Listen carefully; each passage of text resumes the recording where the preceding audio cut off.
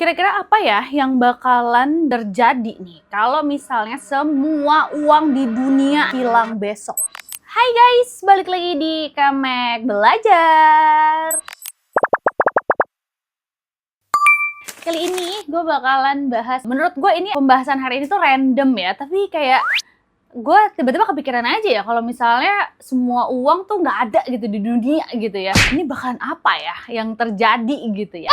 Nah, sebelum gue mulai, boleh banget subscribe YouTube Kamek, di like, di komen-komen, dan di share ya guys. Oke, kita langsung mulai aja nih guys. Lo bayangin ya guys, tapi nggak usah buru-buru. Bayangin ini tuh seolah-olahnya bener-bener kejadian. Besok pagi nih ya, pas lo bangun tidur nih kayak biasanya, tiba-tiba ada yang aneh. Pas lo ambil handphone, tiba-tiba lo refleks nih guys, buka aplikasi mobile banking, dan di situ tiba-tiba nol saldo lo. Nah, lo mungkin di situ bakalan mikir, mungkin error kali ya. Terus juga lo refresh lagi nih, tapi kok tetap nol. Nah, pas lo buka aplikasi lain, tetap nol juga. Jadi semua rekening, e-wallet, tabungan, investasi hilang. Pastinya ya kan, lo udah langsung panik ya nggak sih? Dan lo pasti bakalan buka grup WhatsApp. Dan semua orang tuh ngomong hal yang sama. Saldo gue hilang, ini kenapa semua kosong?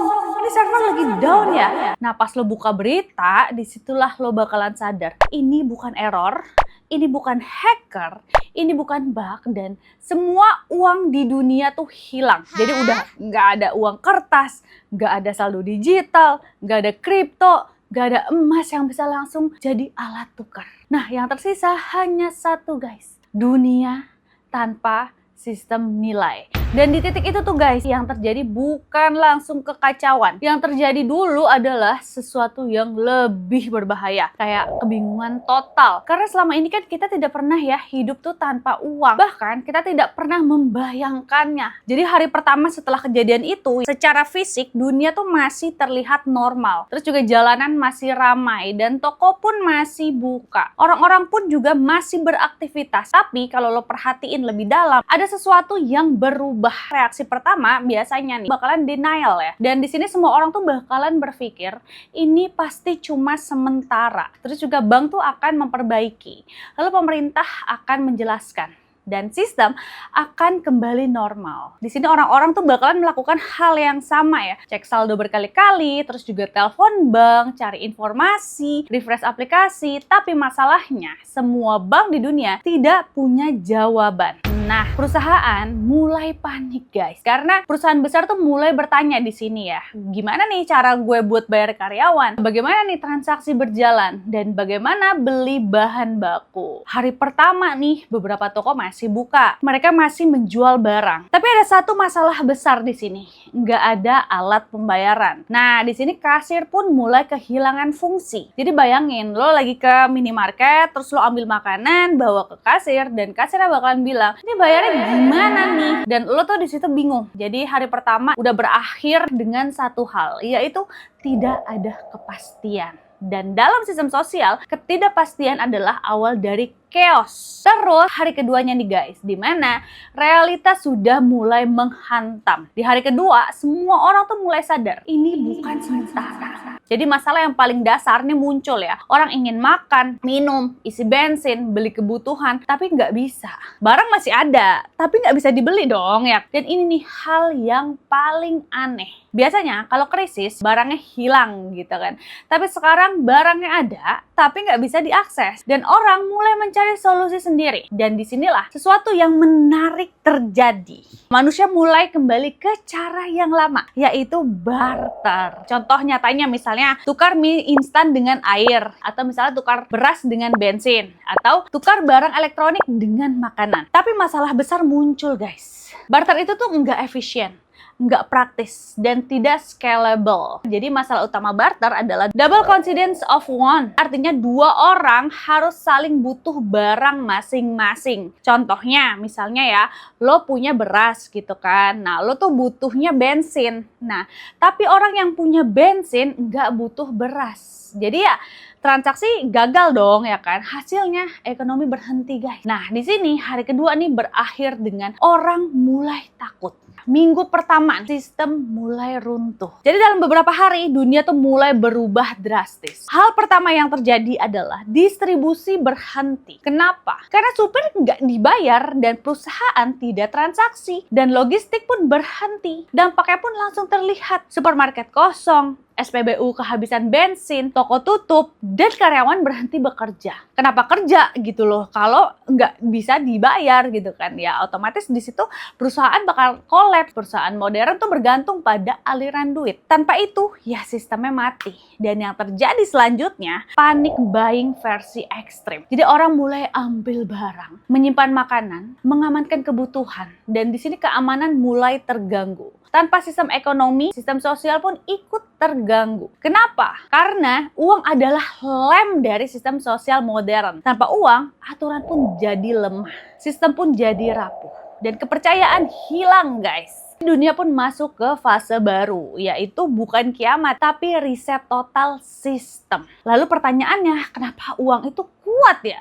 Padahal tidak nyata. Sekarang kita berhenti sebentar dari chaos ya, dan coba lihat lebih dalam. Satu pertanyaan penting, kenapa uang bisa begitu penting padahal sebenarnya tidak punya nilai asli? Jadi uang itu tuh bukan kertas ya. Banyak orang berpikir uang itu kertas, angka di layar, saldo, padahal itu tuh cuma simbol. Yang sebenarnya memberi nilai itu adalah karena semua orang tuh percaya. Analoginya, bayangin, lo pegang selembar uang secara fisik, itu kan cuma kertas ya.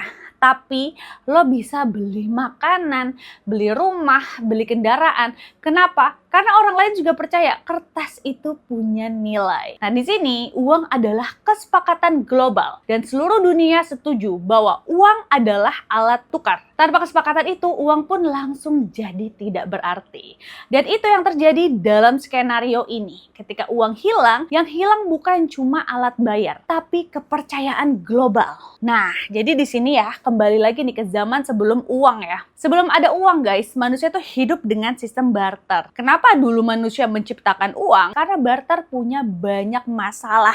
Masalah pertama nih, tidak praktis. Bayangin, lo mau beli ayam, tapi harus ditukar dengan sesuatu. Terus juga masalah kedua, nilai tidak jelas. Berapa nilai harga satu ayam sama dengan beras? Nah itu tuh tidak ada standarnya gitu loh. Dan masalah ketiga adalah tidak bisa disimpan. Jadi beberapa barang tuh banyak banget yang cepat rusak. Di sini uang pun diciptakan untuk menyelesaikan masalah itu. Dan sekarang semua itu hilang lagi. Jadi di sini dunia tuh terpaksa mundur. Bukan mundur 10 tahun, bukan mundur 100 tahun, tapi mundur ribuan tahun dalam sistem ekonomi. Nah, terus apa nih yang jadi uang baru? Jadi dalam kondisi seperti ini, manusia itu akan mencari pengganti uang. Jadi sejarah menunjukkan dalam krisis biasanya muncul uang alternatif. Contoh di dunia nyata nih, di beberapa negara krisis, rokok jadi alat tukar dan makanan jadi mata uang. Bahkan bensin jadi sangat berharga. Dan dalam skenario ini yang paling berharga adalah hal yang bisa bertahan hidup. List barang paling berharga, makanan,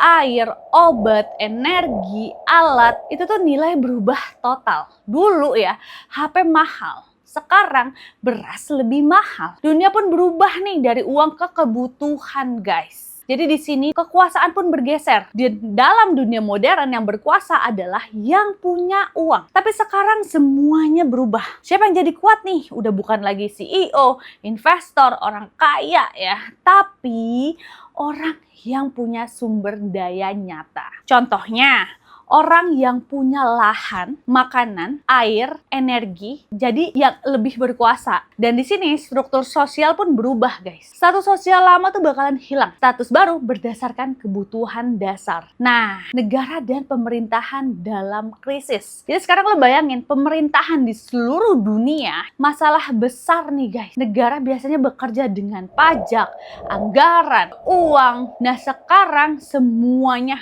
hilang. Jadi apa yang bisa dilakukan? Di sini pemerintah kemungkinan akan ambil alih distribusi. Contohnya pembagian makanan, terus juga kontrol sumber daya, lalu ada aturan darurat. Tapi masalahnya semua negara mengalami hal yang sama. Jadi tidak ada yang lebih stabil. Hasilnya koordinasi global pun hancur. Nah di sini sistem baru tuh mulai terbentuk dan manusia tidak akan diam. Dalam chaosnya selalu muncul sistem baru. Kemungkinan pertama, kredit sosial. Jadi orang mulai mencatat siapa memberi apa. Kemungkinan kedua, komunitas kecil. Jadi orang mulai hidup dalam kelompok kecil. Lalu kemungkinan ketiga adalah mata uang baru. Bisa jadi barang tertentu jadi standar. Contoh, beras, air, energi, dan sejarah selalu berulang. Setiap kali sistem runtuh.